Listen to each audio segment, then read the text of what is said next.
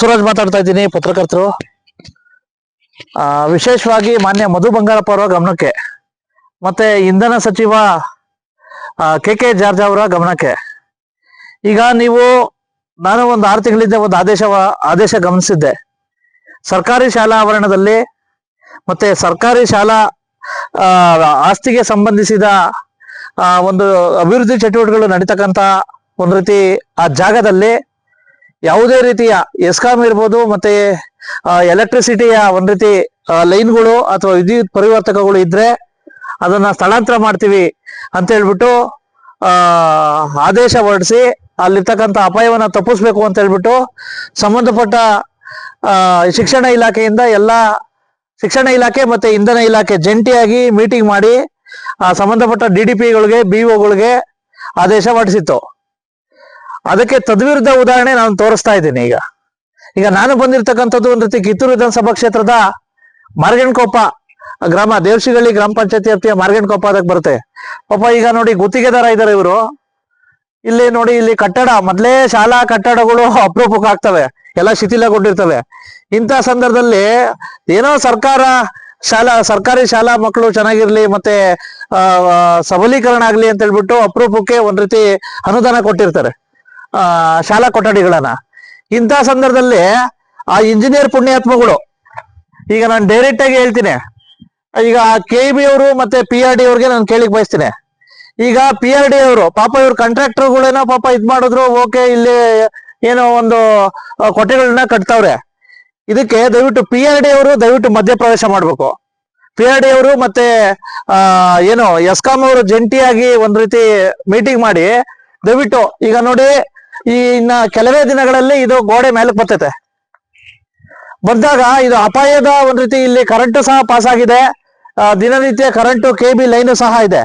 ಇಂತಹ ಸಂದರ್ಭದಲ್ಲಿ ಎಲ್ಲ ಒಂದ್ ಕಡೆ ಈ ಕಟ್ಟಡ ಕಟ್ಟೋದಕ್ಕೆ ಮತ್ತೆ ಏನಾದ್ರು ಕಟ್ಟಡ ಕಾರ್ಮಿಕರಿಗೆ ಸಮಸ್ಯೆ ಆಗೋ ಸಂದರ್ಭ ಇರುತ್ತೆ.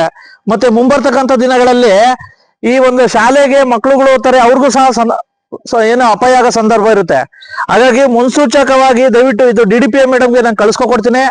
ಮತ್ತೆ SEE sir, KEB ESCOM Belagavi ಮತ್ತೆ EE ಬೈಲಹೊಂಗಲ ಮತ್ತೆ ಎಸ್ಕಾಂ MD ಹುಬ್ಬಳ್ಳಿ ಅಜ್ಜಂಪೀರ್ ಖಾದ್ರಿಬಾಯಿ ಅವ್ರಿಗೂ ಸಹ ನಾನು ಟ್ವೀಟ್ ಮಾಡ್ತೀನಿ. ದಯವಿಟ್ಟು ಇದನ್ನ ಕೂಡ್ಲೇ, ಇಲ್ಲ ಹಿಂದೆಗಡೆ ಜಾಗ ಇದೆಯಂತೆ ಅದಕ್ಕೆ ಶಿಫ್ಟ್ ಮಾಡಿಸ್ಬಿಟ್ರೆ ಈ ಅಪಾಯ ತಪ್ಪೋಗುತ್ತಲ್ಲ. ಈಗೇನೋ ಅವ್ರು ಹೇಳ್ತಾವ್ರಂತೆ KEB ಅವರು, ಇಲ್ರಿ ಒಂದ್ಸಲ ಶಿಫ್ಟ್ ಆಗೈತೆ ಅಂತ ಹೇಳ್ತಾರಂತೆ. ನಿಮಗೆ ಶಾಲಾ ಆಸ್ತಿ ಮೊದ್ಲು ಅಲ್ಲಿತ್ತಲ್ಲ, ಅಲ್ಲೇ ಶಿಫ್ಟ್ ಮಾಡಿದ್ರೆ ಈ ಸಮಸ್ಯೆನೇ ಆಗ್ತಿರ್ಲಿಲ್ವಾ? ನೀವು ಯಾರಿಗೂ ಗೊತ್ತಾಗಿದ್ದಾಗ ಬಂದು ಸ್ವಲ್ಪ ಹಿಂದಕ್ಕೆ ಸರಿಸ್ಬಿಟ್ಟು ಹೊಂಟೋಗ್ಬಿಟ್ರೆ ಆಯ್ತಾ? ಹಾಗಾಗಿ ದಯವಿಟ್ಟು ಇದನ್ನ ಕೂಡ್ಲೇ ಈ ಸಮಸ್ಯೆನ ಬಗೆಹರಿಸ್ಬೇಕು. ಮತ್ತೆ ಸರ್ಕಾರಿ ಶಾಲೆಗಳು ಉಳಿಬೇಕು, ಸರ್ಕಾರಿ ಶಾಲೆಗಳಿಗೆ ಅಪಾಯ ಆಗ್ಬಾರ್ದು ಅಂತ ಹೇಳ್ಬಿಟ್ಟು.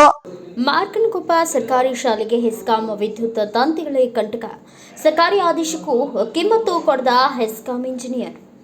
ಬೆಳಗಾವಿ ಜಿಲ್ಲೆಯ ಕಿತ್ತೂರು ಹಾಗೂ ಖಾನಾಪುರ ತಾಲೂಕಿನ ಗಡಿ ಸರಹದ್ದುವಿನಲ್ಲಿ ಬರುವ ಮಾರ್ಗನಕೊಪ್ಪ ಗ್ರಾಮದ PM ಶ್ರೀ ಯೋಜನೆ ಅಡಿ ಉನ್ನತೀಕರಿಸಿದ ಸರ್ಕಾರಿ ಹಿರಿಯ ಪ್ರಾಥಮಿಕ ಪಾಠಶಾಲೆ ಆವರಣದಲ್ಲಿ ಹೆಸ್ಕಾಂ ವಿಭಾಗದ ನೆರೆಯ ಖಾನಾಪುರ ತಾಲೂಕಿನ ಗಂದಿಗವಾಡ ಶಾಖಾಧಿಕಾರಿಗಳ ವ್ಯಾಪ್ತಿಗೆ ಬರುವ ವಿದ್ಯುತ್ ತಂತಿಗಳು ಈ ಶಾಲೆಯ ಆವರಣದಲ್ಲಿ ಹಾದು ಹೋಗಿದ್ದು, ಸದರಿ ಈ ವಿದ್ಯುತ್ ತಂತಿಗಳಿಂದ ವಿವಿಧ ಕೆಲಸಗಳಿಗೆ ಅಡಚಣೆಯಾಗುತ್ತಿದೆ.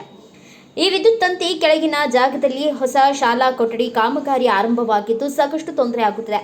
ಇದರ ಜೊತೆಗೆ ಮಕ್ಕಳಿಗೂ ತುಂಬಾ ಅಪಾಯವಾಗುವ ಸಂಭವವಿದೆ. ಆದ್ದರಿಂದ ಇವರ ಮನವಿ ಮೇರೆಗೆ ನಮ್ಮ ನ್ಯೂಸ್ ಸಮೂಹದ ರಾಜ್ಯ ಉಪಸಂಪಾದಕ ಬಸವರಾಜು ಭೇಟಿ ಕೊಟ್ಟು ಈ ಬಗ್ಗೆ ವರದಿ ತಯಾರಿಸಿ ಕಿತ್ತೂರು BEO ಚನ್ನಬಸಪ್ಪ ತುಬಾಕದ್ ಹಾಗೂ ಹೆಸ್ಕಾಂ ಇಲಾಖೆ ಅಭಿಯಂತರರ ಗಮನಕ್ಕೆ ತೆಗೆದುಕೊಂಡು ಬಂದು ಬೆಳಕು ಚೆಲ್ಲುವ ಕೆಲಸ ಮಾಡಿದ್ದಾರೆ. ಶಾಲೆ ಮಕ್ಕಳಿಗೆ ತೊಂದರೆ ಆಗಬಾರ್ದಂತ ಹೊರಗಡೆ ಹಾಕಿದ್ರು. ಇಲ್ಲೇ ನಮ್ಮ ಪಕ್ಕದಲ್ಲಿ ನಮ್ಮ ಮನೆ ಇರೋದು. ಆಲ್ರೆಡಿ ನಾನು ಗಂದಿವಾಡ ಇವ್ರಿಗೆ SO ಅವ್ರಿಗೆ 2 ಸಲ ಕಂಪ್ಲೇಂಟ್ ಮಾಡಿದ್ದೀನಿ. 4-5 ಸಲ ಕಂಪ್ಲೇಂಟ್ ಮಾಡಿದ್ದೀನಿ. ನನ್ನ ಫೋನ್ ನಂಬರ್ ರೆಕಾರ್ಡ್ ಬೇಕಾದ್ರೆ ಅವ್ರ ಕಡೆ ಇದೆ. ಬಟ್ ಅವ್ರಿಗೆ ಇಲ್ಲ, ಅದ ಕಂಬ ಏನ್ 14 ಫುಟಿಂದ ಐತಿ 15 ಫುಟಿಂದ ಐತಿ, ಅದ ಒಳಗಡೆ ಏನ್ ಪ್ರಾಬ್ಲಮ್ ಆಗಂಗಿಲ್ಲ ಅಂತಂದ್ರು. ಆಲ್ರೆಡಿ ನಿಮ್ ಕಂಬ ನಮ್ ತೋರಿಸ್ತೇನೆ ಆಚೆ ಕಡೆ, ಮನೆ ಮುಂದ್ಗಡೆನೆ ಹೋಗಿದೆ. ಇದೆ. ನಾವ್ ಹೇಳಿದ್ವು ಈಚ್ ಕಡೆ ಕಂಬೈನ್ ಇದೆ, ನಮ್ ಪಕ್ಕದಲ್ಲಿ ಹೊಲದಲ್ಲಿ ಬರುತ್ತೆ. ಹಂಗಾಸಿ ಹೋಗಿ ಇದನ್ನೇ ಹಿಂಗ ಎಲ್ ಶೇಪ್ ತಗೊಂಡಿದ್ರೆ ಪೂರಾ ಹತ್ರ ಮೇಲೆ ಲೋಡ್ ಬರುತ್ತೆ, ಒಂದೇ ಲೋಡ್ ಬರುತ್ತೆ. ಲೋಡ್ ಬರುತ್ತೆ ಒಂದ್ ಬೇಡ ಹಿಂಗ ಸ್ಟ್ರೇಟ್ ಲೈನ್ ಹೋಗಿ ಅಂತಂದ್ರೆ ಮತ್ತೆ ಅವ್ರು ಎಲ್ ಶೇಪ್ ಮಾಡಿ ಜಿಗ್ಜಾಗ್ ಮಾಡಿದಾರೆ ಕಂಬ. ಅಲ್ಲ ಈಗ ಸರ್ಕಾರಿ ಶಾಲಾ ಆವರಣದಲ್ಲೇ ಇದಾಗಿದೆಯಲ್ಲ, ಇಲ್ಲಿ ಕಟ್ಟಡ ಬೇರೆ ಕಟ್ತಾವ್ರೆ. ಈ ರೀತಿ ಮಕ್ಳುಗಳು ತೊಂದ್ರೆ ಅಲ್ವೇನ್ರಿ? ಎಲ್ಲರಿಗೂ ತೊಂದ್ರೆ ಇದೆ ಇದು. ಮಕ್ಕಳಿಗೆ ತೊಂದ್ರೆ, ಮಕ್ಕಳು ಬರೀ 8 ತಾಸು ಅಷ್ಟೇ ಇರ್ತಾರೆ, 8 ತಾಸು ಇರ್ತಾರ. ನಾವು 24 ತಾಸು ಇರೋದು ನಮ್ಮ ಮನೆ ಮೇಲೆನೂ ಬಂದಿದೆ ಆಲ್ರೆಡಿ ಇದು. ಮತ್ತೆ ಇವಾಗನು 2-3 ಸಲ ಇವ್ರಿಗೆ ಸರ್ ಅನ್ನು ಹೇಳಿದ್ರು, ಅದೆಲ್ಲ ಕೂಡ ಹೇಳಿದ್ರು. ಬಟ್ ಏನ್ ಅದು KB ಅವ್ರು ಏನ್ ಅದಕ್ಕೆ ರೆಸ್ಪಾನ್ಸ್ ಮಾಡ್ತಾ ಇಲ್ಲ. ಯಾವಾಗಿಂದ ಹೇಳಿದ್ರಿ ನೀವು? ಆಲ್ರೆಡಿ 4-5 ತಿಂಗಳಾಯ್ತು ನಾವ್ ಹೇಳಕತ್ತು. ಯಾವ ವ್ಯಾಪ್ತಿ ಬರುತ್ತೆ ಇದು KB? ಇದು ನಮ್ದು ಡಿವಿಷನಲ್ ಬರೋದು ಇದು ಕಿಟಗಿ ರೋಡ್, ಆಮೇಲೆ ಇಟಿಗಿ ಮತ್ ಗಂದಿವಾಡು ಎರಡಕ್ಕೂ ಬರ್ತಾವ. ಎಲ್ಲ ಯಾವ ಬರುತ್ತೆ ಅನ್ನೋದು ಚೆನ್ನಾಗಿ ಯಾರು ಒಬ್ಬರು ಇಟಿಗಿ ಅವ್ರನ್ನ ಕೇಳ್ರೆ ಗಂದಿವಾಡ ಅಂತ ಹೇಳ್ತಾರೆ, ಇಟಿಗಿ ರೋಡ್ ಅವ್ರು ಕೇಳ್ರೆ ನಮ್ ಗಂದಿವಾಡ KB ನಿಮ್ಗೆ ಝೋನಲ್ ಆಫೀಸ್ ಅವ್ರು ಬರುತ್ತೆ ಅಂತ ಅವ್ರು ಹೇಳ್ತಾರೆ. ಒಟ್ಟಾರೆ ಇಬ್ರು ಒಂದು SO ನೀವು ಮಂಗೆಗಳಾಗಿದ್ದೀರಾ ಪೂರಾ ಹಂಗಾಗಿದೆ. ನಾನು ಆಲ್ರೆಡಿ ನನ್ನ ನಂಬರ್ ಅನ್ನು SO ಕಡೆ ಇದೆ, ಆಲ್ರೆಡಿ ಒಂದ್ 10 ಸಲ ಫೋನ್ ಮಾಡಿ ಹೇಳಿದ್ದೇನೆ. ಅದ್ ಲೈನ್ ತೆಗೀರಿ, ಮತ್ ಅದ್ ಪೂರಾ ಕಂಬವಾಗಿದೆ, ಮತ್ ಕಾಂಪೌಂಡ್ ಬಿದ್ದಿದೆ ಬಾಜುಕು, ತೆಗೀರಿ ಅದಂತ ಹೇಳಿದ್ರೆ ಅವ್ರೇನ್ ರೆಸ್ಪಾನ್ಸ್ ಮಾಡ್ಸಕ್ತಾ ಇರಲಿಲ್ಲ. ನಿಮ್ಗೆ ಇಷ್ಟೆಲ್ಲ ಆದೇಶ ಬಂದ್ರು ಸಹ ಇಲ್ಲಿವರೆಗೂ ಸಹ ಒಂದು ಇದೇ ರೀತಿ ಸ್ಥಳಾಂತರ ಮಾಡಿಕಾಗಿಲ್ಲ. ನೋಡಿ ಈ ಬಿಲ್ಡಿಂಗ್ ಮೇಲೆ ಆದೋಗಿದೆ, ಆಯ್ತಾ? ಈ ರೀತಿ ಆಗ್ಬಿಟ್ರೆ ಯಾವ ರೀತಿ ನಿಮ್ಮ ಸಿಬ್ಬಂದಿಗಳು, ನಿಮ್ಮ ಇಂಜಿನಿಯರ್ಸ್ಗಳು, ವಿಶೇಷವಾಗಿ ನಿಮ್ಮ ಪವರ್ ಮ್ಯಾನ್ಗಳು ಮತ್ತೆ ನಿಮ್ಮ SO ಶಾಖೆ SOಗಳು ಏನ್ ಮಾಡ್ತಾವ್ರೆ? ಹಾಗಾಗಿ ದಯವಿಟ್ಟು ಈ ಸಮಸ್ಯೆನ ದಯವಿಟ್ಟು ಬಗೆಹರಿಸ್ಬೇಕು. ಇಲ್ಲಾಂದ್ರೆ ಈ ಸರ್ಕಾರಿ ಒಂದ್ ರೀತಿ ಆದೇಶವನ್ನೇ ಉಲ್ಲಂಘನೆ ಮಾಡಿದ ಎಸ್ಕಾಂ ಅಧಿಕಾರಿಗಳು ಮತ್ತು ಸಿಬ್ಬಂದಿಗಳು ಅಂತ ಹೇಳ್ಬಿಟ್ಟು ನಾನು ಚುಕ್ಕೆ ಪ್ರಶ್ನೆ ಹಾಕ್ಬೇಕಾಗುತ್ತೆ ಜನಪ್ರತಿನಿಧಿಗಳ ಕೈಲಿ. ಹಾಗಾಗಿ ಈ ವರದಿನಂತೂ ಬೆಳಕು ಚೆಲ್ತಾ ಇದೀನಿ. ದಯವಿಟ್ಟು ಈ ವರದಿ ಬೆಳಕು ಚೆಲ್ಲಿದ ತಕ್ಷಣ ಕೂಡಲೇ ಅವರು ಕ್ರಮ ಕೈಗೊಳ್ಬೇಕು ಅಂತ ಹೇಳ್ಬಿಟ್ಟು ಈ ಒಂದು ಮಾರ್ಗನಕೊಪ್ಪ ಗ್ರಾಮದ ಶಾಲಾ ಮಕ್ಕಳು ಪರವಾಗಿ ಮತ್ತೆ ಸುತ್ತಮುತ್ತ ಇರ್ತಕ್ಕಂಥ ಎಲ್ಲ ಮಾನ್ಯ SO ಅವರೇ, ಗಂದಿಗವಾಡ ನೋಡಿ, ಇವಾಗ ತಾನೇ ನಿಮ್ಮ ಅಭಿಪ್ರಾಯ ತಗೊಂಡೆ, ಏನು ಮುರಿದಿಲ್ಲ ಅಂತ ಹೇಳ್ತೀರಾ. ಒಂಥರ ಡೂಪ್ಲಿಕೇಟ್ ಇದಾಕ್ಬಿಟ್ಟು ನೀವು ಕಂಬನ, ಆಯ್ತಾ? ಸುಮ್ಮನೆ ನಮ್ಗೆ ಹೇಳ್ತೀರಾ ಇಲ್ರಿ ಮುರಿದಿಲ್ಲ ಅಂತ ಹೇಳ್ತೀರಾ. ಮತ್ತೆ ಏನಾಗಿದೆ ಇದು ನೋಡಿ ಹೆಂಗ್ ಬೀಳ್ಬಿಟ್ಟಿದೆ. ಈ ಕಾಂಪೌಂಡ್ ಇರೋದಕ್ಕೆ ತಡ್ತಿದೆ, ಇಲ್ಲ ಅಂದ್ರೆ ಯಾರ ಮೇಲೆ ಬಿದ್ಬಿಡೋದು ಇದು, ಆಯ್ತಾ? ಹಾಗಾಗಿ ಮೊದಲು ದಯವಿಟ್ಟು ತಾವು ಸ್ಪಷ್ಟನೆ ಕೊಡುವಾಗ ಕರೆಕ್ಟಾಗಿ ವಾಸ್ತವಕ್ಕೆ ಹತ್ರ ಇದ್ದಂತೆ ಸ್ಪಷ್ಟನೆ ಕೊಡಿ. ಇಲ್ಲಿ ನೋಡಿ ಬರ್ರಿ, ಆಯ್ತಾ? ದಯವಿಟ್ಟು ಮೊದಲು ಕೂಡಲೇ ಶಿಫ್ಟ್ ಮಾಡಿ. ಮತ್ತೆ ತಾವು ಹೇಳ್ತೀರಾ ಎಲ್ಲ ಶಾಲಾ ಆವರಣದಲ್ಲಿ ಯಾವುದೇ ರೀತಿ ನಾವು ಏನು ತಂತಿಗಳನ್ನ ಶಿಫ್ಟ್ ಮಾಡಿದೀವಿ ಅಂತ ಹೇಳ್ತೀರಾ. ಇಲ್ಲಿ ನೋಡಿ, ಈಗ ಈ ಕಾಂಪೌಂಡಾಗೆ ಹಂಗೆ ಇದೆ, ಈ ಕಾಂಪೌಂಡಾಗೆಲ್ಲ ನೋಡಿ ತಂತಿಗಳು ಆದೋಗಿದ್ದಾವೆ, ಆಯ್ತಾ? ಎಲ್ಲಿ ಶಿಫ್ಟ್ ಮಾಡಿದ್ದೀರಾ ನೀವು? ದಯವಿಟ್ಟು ಹೇಳಿದೀನಿ ಕೇಳಿ, ಇದನ್ನೆಲ್ಲ ಶಿಫ್ಟ್ ಆಗಬೇಕು. ಮತ್ತೆ ಸರ್ಕಾರಿ ಶಾಲೆಗೆ ಏನಾರು ಆದ್ರೆ ದಯವಿಟ್ಟು ನೀವೇ ಜವಾಬ್ದಾರಿ ಆಗ್ತೀರಾ. ಯಾಕಂದ್ರೆ ಸರ್ಕಾರಿ ಶಾಲಾ ಆವರಣದಲ್ಲಿ ತೆರವುಗೊಳಿಸಬೇಕು ಅಂತ ಆದೇಶ ಆಗಿದೆ, ಆಯ್ತಾ? ಹಾಗಾಗಿ ದಯವಿಟ್ಟು ಈ ಒಂದು ಇದನ್ನ ದಯವಿಟ್ಟು ತಪ್ಪಿಸ್ಬೇಕು, ಮಕ್ಕಳುಗಳನ್ನ ಸಂರಕ್ಷಣೆ ಮಾಡಬೇಕು. ಸರ್ಕಾರದ ಒಂದ್ ರೀತಿ ಶಿಕ್ಷಣ ಇಲಾಖೆ ಆದೇಶ ಪ್ರಕಾರ ಶಿಕ್ಷಣ ಇಲಾಖೆ ಮತ್ತೆ ಇಂಧನ ಇಲಾಖೆಯ ಒಂದ್ ರೀತಿ ಜಂಟಿ ನಿರ್ಧಾರ ಏನಪ್ಪಾ ಅಂತಂದ್ರೆ, ಸರ್ಕಾರಿ ಶಾಲಾ ಆವರಣದಲ್ಲಿ ಸರ್ಕಾರಿ ಶಾಲಾ ಆಸ್ತಿಲಿ ಯಾವುದೇ ರೀತಿಯ ಒಂದ್ ರೀತಿ KBಗೆ ಸಂಬಂಧಿಸಿದ ವಿದ್ಯುತ್ ಇಲಾಖೆಗೆ ಸಂಬಂಧಿಸಿದ ತಂತಿಗಳಿದ್ರೆ, ವಿದ್ಯುತ್ ಪರಿವರ್ತಕಗಳಿದ್ರೆ ಅದನ್ನ ಕೂಡಲೇ ಸ್ಥಳಾಂತರ ಮಾಡಬೇಕು, ಮತ್ತೆ ಮಕ್ಕಳಿಗೆ ಅಪಾಯ ತಪ್ಪಿಸ್ಬೇಕು ಅಂತಕ್ಕಂಥ ಆದೇಶ ಆಗಿದೆ.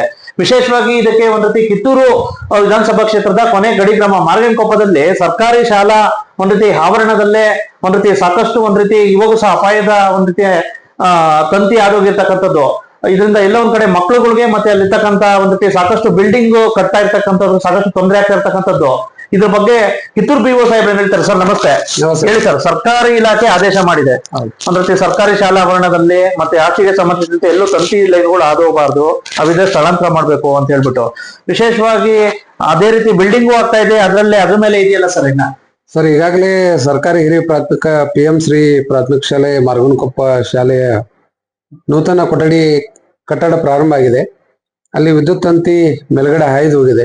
ಆ ವಿದ್ಯುತ್ ತಂತಿಯನ್ನು ತೆರವುಗೊಳಿಸ್ಲಿಕ್ಕೆ ಈಗಾಗಲೇ ಅದು ನಮ್ಮ MK ಹುಬ್ಬಳ್ಳಿ ಅಥವಾ ಕಿತ್ತೂರು ತಾಲೂಕಿಗೆ ವ್ಯಾಪ್ತಿಗೆ ಬರ್ತಿತ್ತು ಅಂದ್ರೆ ಇಲ್ಲಿವರೆಗೆ ಶಿಫ್ಟ್ ಮಾಡಿಸ್ತಿದ್ವಿ. ಅದು ಖಾನಾಪುರ ತಾಲೂಕಿನ ಗಂದಿವಾಡ SOಗೆ ಬರ್ತಾ ಇರೋದ್ರಿಂದ SO ಅವ್ರ ಜೊತೆ ಈಗಾಗಲೇ ಮಾತಾಡಿದ್ದೀವಿ. ಅಲ್ಲಿ SO ಅವರು ನಮಗ ಸ್ಪಂದಿಸಿ ಇಂದು ಅಥವಾ ನಾಳೆ 2 ದಿವಸದಲ್ಲಿ ಸದರಿ ವಿದ್ಯುತ್ ಕಂಬಗಳನ್ನ ತೆರವುಗೊಳಿಸಿ ಬೇರೆ ಕಡೆಗೆ ಸ್ಥಳಾಂತರ ಮಾಡ್ತೀವಿ ಅನ್ನುವಂಥ ಮಾತನ್ನ ಹೇಳಿದ್ದಾರೆ. 100% ಸರ್ಕಾರಿ ನಿಯಮದಂತೆ ಶಾಲಾ ಆವರಣದಲ್ಲಿ ಇರಬಾರ್ದು. ಅದಕ್ಕೆ ಈಗಾಗಲೇ ಮನವಿನೂ ಕೂಡ ಕೊಟ್ಟಿದ್ದೀವಿ. ಅವ್ರ ಜೊತೆನೂ ಕೂಡ ಸಂಪರ್ಕಿಸಿ ಮಾತಾಡಿದ್ದೀವಿ. ಅವರು 2 ದಿನಗಳಲ್ಲಿ ಅದನ್ನ ತೆರವುಗೊಳಿಸಿಕೊಡ್ತೇನೆ ಅಂತ ಹೇಳಿದ್ದಾರೆ. ಇವತ್ತು ಮಧ್ಯಾಹ್ನ SDMC ಸದಸ್ಯರು ಮತ್ತು ಮುಖ್ಯೋಪಾಧ್ಯಾಯರಿಗೂ ಕೂಡ ನಾನು ದೂರವಾಣಿ ಮೂಲಕ ಮಾಹಿತಿಯನ್ನು ನೀಡಿದ್ದೀನಿ. 100% ಶಿಫ್ಟ್ ಮಾಡ್ತಾರೆ ಸರ್. ಸರ್ ಇನ್ನೊಂದು ಆರೋಪ ಇದೆ ಸರ್, ಕೆಲವು ಕಡೆ ನಿಮ್ಮ ಸರ್ಕಾರಿ ಶಾಲೆಗಳಲ್ಲಿ ಶೌಚಾಲಯಗಳು ಮಾತ್ರ ಓಪನ್ ಮಾಡಿದ್ದಾರೆ ಸರ್. ಓಪನ್ ಮಾಡಿ ಕೆಲವು ಮೇಷ್ಟ್ರುಗಳು ಸುಮ್ಮನೆ ಬೀಗ ಹಾಕ್ಬಿಡ್ತಾರಂತೆ ಸರ್, ಮಕ್ಕಳುಗಳು ಉಪಯೋಗ ಕೊಡ್ತಾ ಇಲ್ಲ ಅಂತ ಹೇಳ್ಬಿಟ್ಟು ಇಲ್ಲ, ಆ ರೀತಿ ಏನಿಲ್ಲ. ಎಲ್ಲ ಈಗ ಜಲಜೀವನ ಮಿಷನ್ ಬಂದ್ಮೇಲೆ ಎಲ್ಲ ಟಾಯ್ಲೆಟ್ಗಳಿಗೂ ಕೂಡ ನೀರಿನ ವ್ಯವಸ್ಥೆ ಇದೆ.